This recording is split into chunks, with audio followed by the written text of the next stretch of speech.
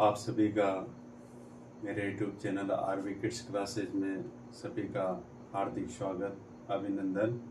तो चलो आज शुरू करते हैं। हम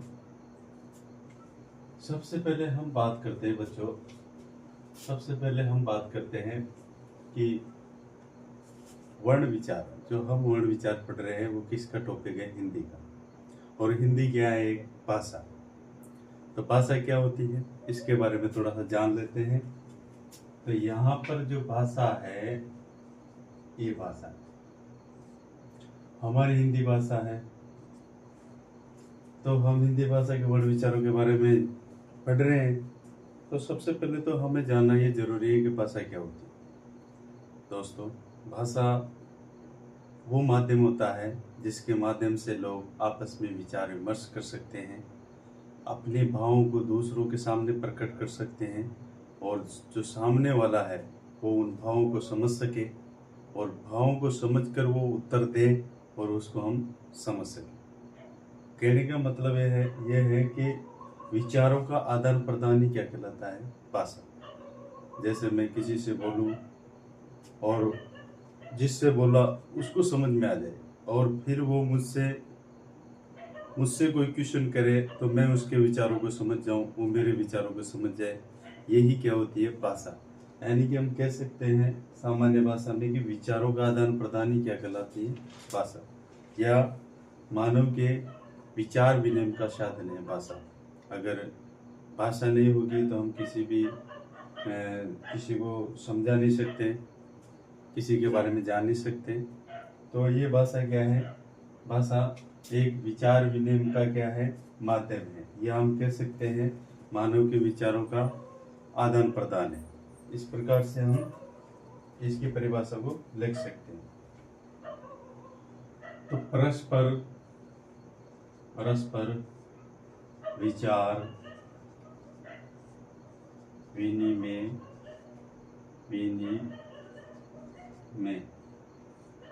का माध्यम भाषा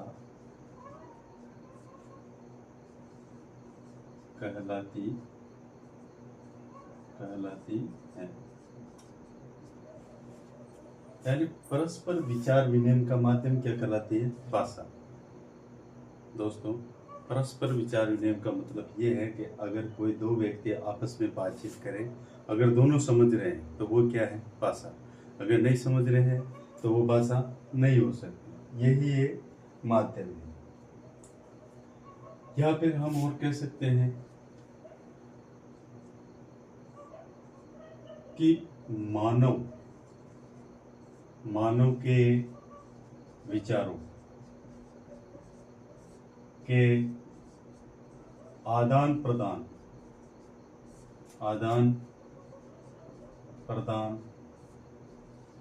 को ही भाषा कहते हैं। तो थोड़ा समझिए, मानव के विचारों के आदान प्रदान को ही भाषा कहते हैं। मानव के विचार, मैंने कहा, किसी लड़के से कहा कि आपका नाम क्या है, तो वो समझ गया कि मेरा नाम मोहन है। अब उसने जो मोहन बोला और मैं उसकी बात को समझ गया कि इसने इसका नाम क्या बताया? मोहन। तो उसने जो ग्रहण किया और उसके बदले में उसने जो मुझे आंसर दिया, अगर हम दोनों आपस में समझ रहे हैं, हम विचारों का क्या कर रहे हैं? आदान प्रदान। मैंने आदान किया और उसने मुझे प्रदान कर दिया। तो ये विचारों का आदान प्रदान ही क्या कहलाती है? भाषा कहलाती है। अब हमारे पास बात आती है कि भाषा कितने प्रकार की होती है। तो भाषा, अब ये जो भाषा है, भाषा कितने प्रकार की होती है? तो भाषा हमारे पास होती है 3 प्रकार। भाषा कितनी प्रकार की होगी? 3 प्रकार। भाषा 3 प्रकार की होती है। कितने प्रकार की? 3 प्रकार की होती है। भाषा कितने प्रकार की होती है? 3 प्रकार। पहली कौन सी हो जाएगी? मौखिक भाषा। मौखिक भाषा। दूसरी कौन सी भाषा हो जाएगी? लिखित भाषा। लिखित भाषा। और तीसरी कौन सी हो जाएगी? सांकेतिक भाषा। तो ये 3 प्रकार की भाषा है हमारे पास, मौखिक, लिखित और सांकेतिक। लेकिन हमारे पास जो मूल रूप से अर्थात जो मेन भाषा होती है वो हिंदी में कितनी होती है? 2 ही मानी गई है, मौखिक और लिखित। लेकिन एक सांकेतिक भाषा होती है, तो यहाँ पर हम लिख सकते हैं कि सामान्यतः है भाषा 2 प्रकार की होती है। कितने प्रकार की होती है? 2 प्रकार की होती है। ज्यादातर ये दोनों भाषाएं हमारे काम आती है। ज्यादातर तो ये दोनों भाषाएं हमारे काम आती है। कौन कौन सी? पहली भाषा, पहली और दूसरी, पहली ये दूसरी, दोनों भाषा। एक तो है मौखिक, एक मौखिक भाषा, और एक कौन सी भाषा हो जाएगी? लिखित भाषा। लिखित भाषा। ये 2 ही भाषा है जिनका हमें रूप देखने को मिलता है। सांकेतिक भाषा तो हम वैसे सांकेतिक भाषा होती है, लेकिन इसका कोई मतलब हमारे पास जो सामान्यतः हिंदी भाषा में जो चलती है, एक तो मौखिक भाषा और एक लिखित भाषा, ये मुख्य भाषाएं हैं। जैसे मौखिक भाषा का मतलब अपने जो विचारों को बोलकर प्रदर्शित करना। अब हर जगह तो हम लिखकर किसी भी चीज को बता नहीं सकते, तो कई मौखिक भाषा में सब हम जैसे कहीं गए, भाषण दे रहे, कोई नेताजी है भाषण दे रहे हैं, तो हर जगह लिखकर किसी पन्ने में उसको हर जगह तो दे नहीं सकते पब्लिक को, तो मुख के माध्यम से बोलकर पब्लिक को, जनता को संबोधित करते हैं वो। तो वो कौन सी भाषा है? मौखिक भाषा। मौखिक भाषा में व्यक्ति मुख के माध्यम से अपने विचारों का प्रकट करते हैं, और मुख के माध्यम से विचारों से प्रकट करते हैं और लोगों को समझाते हैं, लोगों के समझ में आती है, तो लोग भी मौखिक भाषा के माध्यम से ही अपने विचारों को प्रकट करते हैं। वो इधर से मौखिक भाषा से क्वेश्चन उत्तर आता है, वो भी मौखिक भाषा से ही आता है। तो इस प्रकार से जो मुंह से उच्चारण होता है, अर्थात मुख के माध्यम से विचारों का जो आदान प्रदान होता है, वो मौखिक भाषा कहलाती है। अब लिखित भाषा क्या होती है? जैसे कोई ऐसी बातें होती है जिसको हम मौखिक रूप से नहीं बता सकते हैं, दूर रहते हैं। मान लो अपने मित्र को अगर हम शादी में किसी फंक्शन में बुलाने के लिए अगर उसको इनवाइट करते हैं, तो हम उसको मुंह से नहीं बोल सकते, तो उसको पत्र लिखते हैं। जो पत्र लिखते हैं तो हम क्या करते हैं? लिखित भाषा का प्रयोग करते हैं।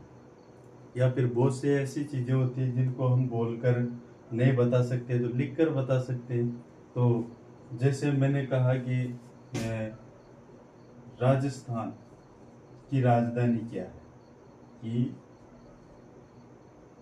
राजधानी क्या है? मैंने कोई क्वेश्चन दे दिया। अब बच्चों ने कोई टेस्ट वगैरह लिया, उसमें मैंने क्वेश्चन दिया कि राजस्थान की राजधानी क्या है, तो बच्चों ने लिखित रूप में यहाँ पर आंसर दे दिया। तो यही होती है लिखित भाषा। लिखित भाषा में लिखकर विचारों का आदान प्रदान किया जाता है। जैसे इसका एक सीधा सा उदाहरण है व्हाट्सएप वगैरह है, इसमें अपन से मैसेज टाइप करते हैं, उधर सामने वाला हमें लिखित रूप में वो उसका जवाब देता है। अगर वो लिखित रूप में दे रहा है जवाब, हम भी इधर लिखित रूप से क्वेश्चन कर रहे हैं, तो वो लिखित भाषा होती है। जैसे संकेतों के माध्यम से एक भाषा सांकेतिक भी होती है। तो सांकेतिक भाषा क्या होती है? कि जैसे हम किसी को इशारों के माध्यम से समझाना। जैसे पीछे से कोई क्लास में बच्चे बैठे रहते हैं, तो किसी से कहते हैं, तो सामने वाला जो पीछे वाला बच्चा होता है वो समझ जाता है कि भाई सर बोल रहे हैं कि भाई खड़े हो जाओ। तो वो क्या होता है? एक संकेत होता है। तो अब संकेतों के माध्यम से बहुत सारी चीजें होती है, जानवर वगैरह भी होते हैं, वो अपने संकेतों के माध्यम से, अपने हाव भाव के माध्यम से किसी न किसी चीज की उनको आवश्यकता होती है, तो वो अपने मालिक को पुकारते हैं। तो इस प्रकार से संकेतों के माध्यम से हम किसी को समझा सकते हैं। इसके उदाहरण आपके पास है, जैसे कोई विकलांग बच्चे होते हैं, वो गूंगे या बधिर बालक होते हैं, वो इशारों के माध्यम से उनको समझाना पड़ता है, तो एक ही सांकेतिक भाषा भी होती है। लेकिन हिंदी में सामान्यतः दो भाषा ही महत्वपूर्ण है, एक तो मौखिक भाषा और एक है लिखित भाषा। तो आगे देखते हैं।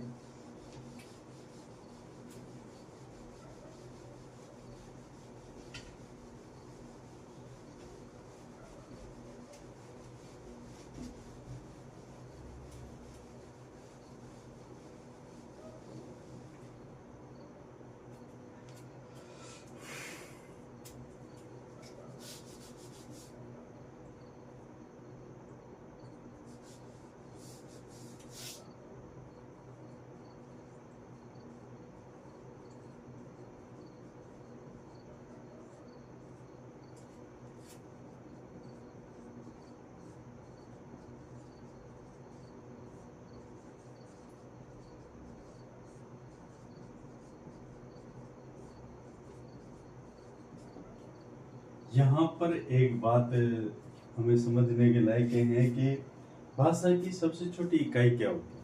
देखो, समझना थोड़ा कि भाषा की सबसे छोटी इकाई क्या होती है। अब जैसे सबसे पहले हमारे पास पेन नहीं था, कॉपी का आविष्कार नहीं था, तो लोगों ने धीरे धीरे पहले मौखिक भाषा का ही प्रयोग किया। तो सबसे पहले हमने भाषा के लिए हमारे पास क्या होती है, ध्वनि होती है। अगर हम मुंह से बोल नहीं सकेंगे तो बताओ क्या हम लिख सकेंगे, क्या पढ़ सकेंगे। तो सबसे छोटी इकाई जो होती है भाषा की, वो होती है ध्वनि। अब ध्वनि कैसे होती है, जैसे मैंने बोला राम, तो राम बोला मैंने, तो मेरे मुंह से क्या निकली, ध्वनि। अब मेरे मुंह से ध्वनि निकली तो वो ध्वनि ही भाषा की सबसे छोटी इकाई है। मान लो कि अगर हम बोलेंगे नहीं, आवाज नहीं निकलेगी, तो भाषा की उत्पत्ति कैसे होगी। अब बोल ही नहीं पाएंगे तो भाषा नहीं होगी। तो भाषा की सबसे छोटी इकाई क्या हो जाती है, ध्वनि। अब हम इसको एक और बोल सकते हैं कि हमने पढ़ी अभी थोड़ी देर पहले कि मौखिक भाषा और एक लिखित भाषा। तो यहाँ पर इसी को हम बोल सकते हैं। यहाँ पर मैंने बताया कि भाषा की सबसे छोटी इकाई क्या होती है, ध्वनि होती है। और यहाँ पर हम लिख सकते हैं कि मौखिक, इसी को ही हम कह सकते हैं कि मौखिक भाषा की सबसे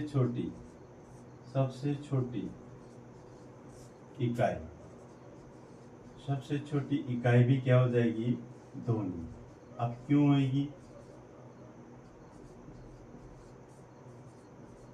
सबसे पहले भाषा की उत्पत्ति के लिए हमारे पास ध्वनि का होना बहुत जरूरी है। तो हमने देखा था कि भाषा दो प्रकार की होती है मुख्य रूप से, एक तो मौखिक और एक लिखित। तो यहाँ पर देखे, जब हम बोलकर विचारों का आदान प्रदान करेंगे तो हमारे पास हमारे मुंह से ध्वनि निकलेगी। अगर ध्वनि नहीं निकलेगी तो हम विचारों का आदान प्रदान कैसे करेंगे। तो यहाँ पर मौखिक भाषा की सबसे छोटी इकाई भी क्या हो जाएगी, ध्वनि। और एक भाषा है हमारे पास लिखित भाषा। तो आप बताओ, लिखित भाषा की सबसे छोटी इकाई क्या हो जाएगी, लिखित भाषा की सबसे छोटी इकाई क्या हो जाएगी, सबसे छोटी इकाई हो जाएगी वर्ण। क्या हो जाएगी, वर्ण होती है। अब देखो दोस्तों, अब हम किसी भी अपने विचारों को अगर हम लिखकर किसी के सामने प्रस्तुत कर रहे हैं, तो लिखने के लिए हमें सबसे छोटी से छोटी चीज की जरूरत पड़ेगी। अब वह शब्द जो बनता है, मैंने कहा कि मान लो मैंने राम कहा, राम, तो ये जो राम जो शब्द बना है, ये किन से बना है, तो ये सबसे छोटी इकाई इसमें कौन सी रही होगी, वो सबसे छोटी इकाई है वर्ण। जैसे ये राम है, तो यहाँ पर ये र आधा, इसमें अ मिला, तो ये पूरा क्या बन गया, र। क्या बन गया, र। यहाँ पर ये आ मिला, तो क्या बन गया, रा। ठीक है। और यहाँ पर म आधा और इसमें अ मिला, तो क्या हो गया, म।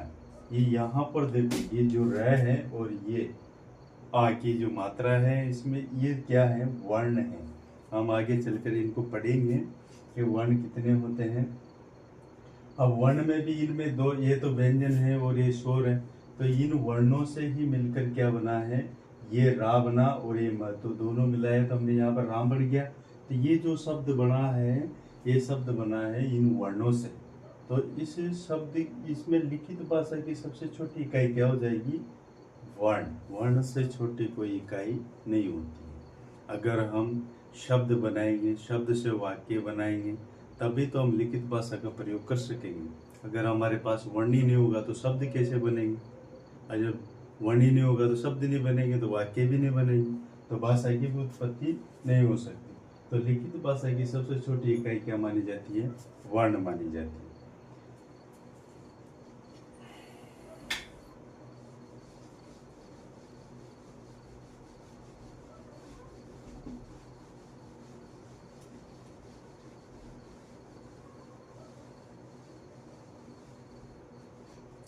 अब आपको पता है हमारी जो भाषा है कौन सी है, हिंदी भाषा। हम हिंदी के बारे में पढ़ रहे थे। हिंदी, हिंदी कौन सी भाषा, हिंदी जो है वो कौन सी भाषा का शब्द है, फ्रांस का। और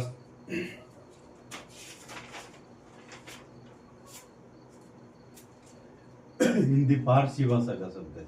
फारसी, फारसी भाषा का क्या है शब्द, फारसी भाषा का शब्द है। हिंदी है जो किसका शब्द है, फारसी भाषा का शब्द है।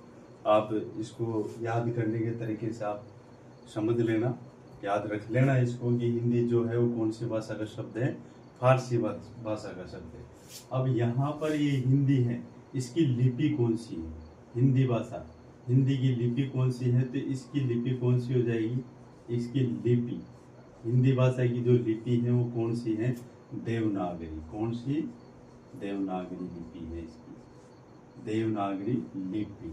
लिपि का मतलब क्या होता है, लिखने का तरीका या लिखने का ढंग, हम किस तरीके से लिख रहे हैं, अर्थात हमारे इन अक्षरों की बनावट क्या है, वो लिपि का नाम क्या है, देवनागरी लिपि। में हम जैसे क कबूतर वाला लिखते हैं, तो हमारी जो हम क कबूतर वाला लिखते हैं वो कैसे लिखते हैं, ऐसे। तो ये क कबूतर वाला जो लिखा कौन सी लिपि में लिखा, देवनागरी लिपि में। कौन सी लिपि में लिखा हमने, देवनागरी में।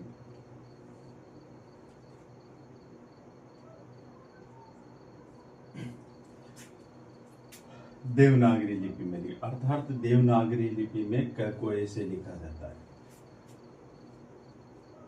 अब लिपि क्या होती है, लिपि क्या होता है, लिपि तो हमारी, हमसे पूछे, मान लो अगर क्वेश्चन करे हो कि हिंदी भाषा की लिपि कौन सी है, तो हमारे पास जवाब होना चाहिए हिंदी भाषा की, हिंदी भाषा की लिपि। हिंदी भाषा की लिपि कौन सी है, हिंदी भाषा की लिपि देवनागरी, देवनागरी है। अब दोस्तों लिपि क्या होती है, लिपि के बारे में देखो, लिपि क्या होती है, वर्णों को लिखने का तरीका, वर्णों को लिखने का तरीका या ढंग, ढंग का मतलब क्या होता है, तरीका।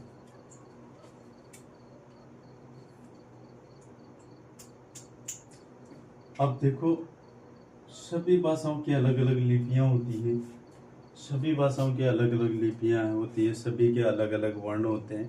जैसे उर्दू भाषा की बात करें हम, तो पता नहीं अनार वाले को कैसे लिखते हैं, वो कबूतर वाले को कैसे लिखते हैं, ऐसे करके, ऐसे ऐसे ऐसे ऐसे, तो उनकी वो क्या हो जाती है, लिपि। जैसे हमारे ये इंग्लिश है, इसको हम अ लिखते हैं, वो ऐसे लिखते हैं। हम क कबूतर वाला लिखते हैं तो अंग्रेजी में ऐसे लिखते हैं। तो ये एक लिपि हो गई, ये इनकी अलग अलग लिपि हो गई। तो हमारी जो हिंदी भाषा है उसकी लिपि कौन सी है, देवनागरी।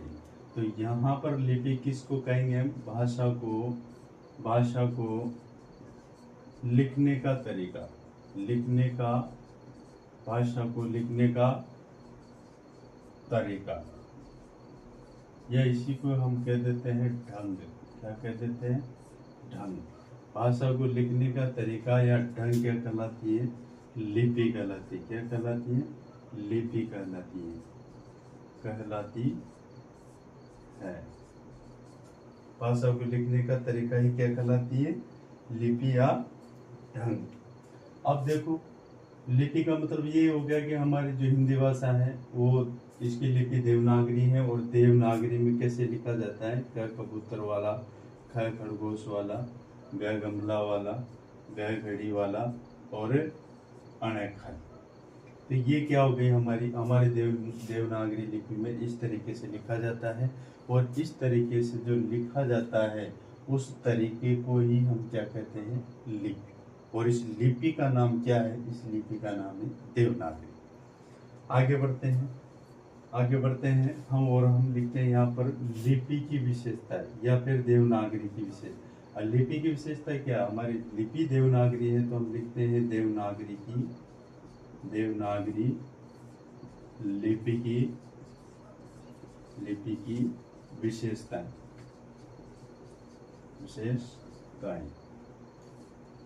देखो, अब इसकी क्या क्या विशेषता हो सकती है?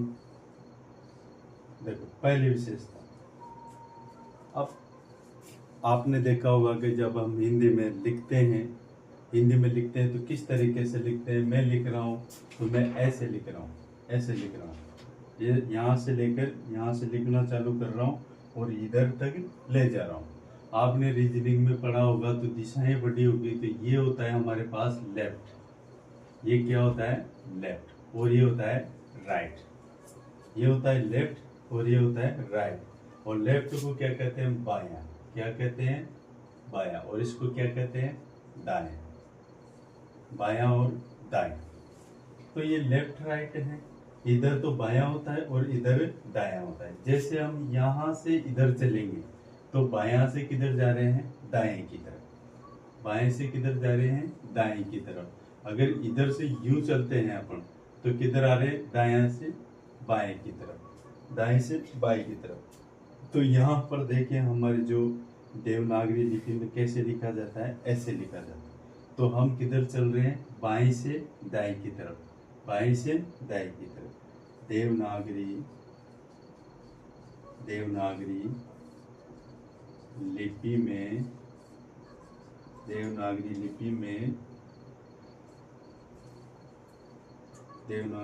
में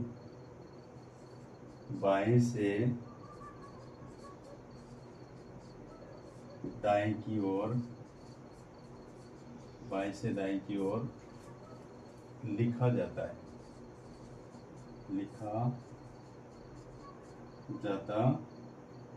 या फिर लिखा जाता है।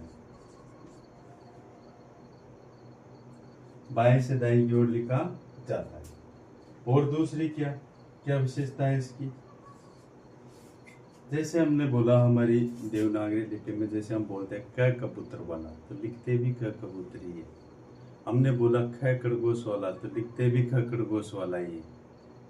कभी कभी आप देखना कि इंग्लिश में क कबूतर वाला का के भी बन जाता है और शी भी बन जाता है, लेकिन हमारे हिंदी में ऐसा नहीं हो सकता है। जैसा आप बोलोगे वैसा ही लिखोगे, जैसा बोला जाता है वैसा ही लिखा जाता है।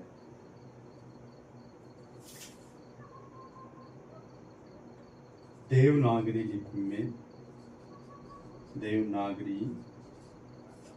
लिपि में जैसा बोला जाता है,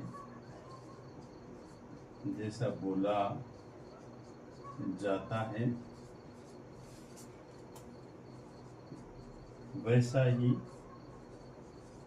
लिखा जाता है, ऐसा ही लिखा जाता है।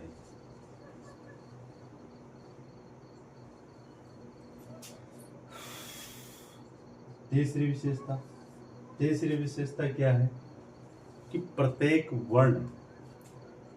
वर्ण का एक ही रूप होता है।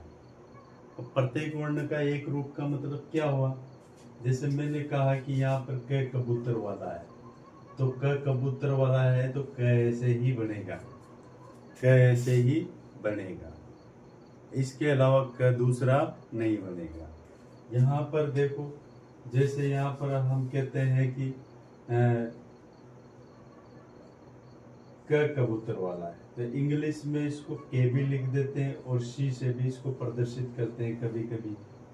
तो यहाँ पर हमारे हिंदी में ऐसा नहीं होता है। जैसा बोला जाएगा वैसा लिखा जाएगा और प्रत्येक वर्ण का एक ही रूप होता है। तो देवनागरी लिपि में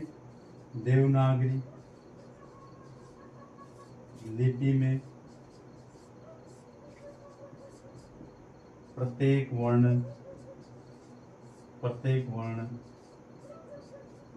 एक जैसा होता है।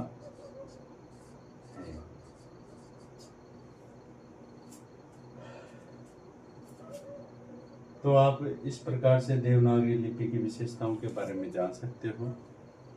आई होप कि आपको मैंने जो पढ़ाया वो अच्छा लगा होगा, और ये मेरी शुरुआत है, धीरे धीरे और अच्छा करने का प्रयास करूँगा।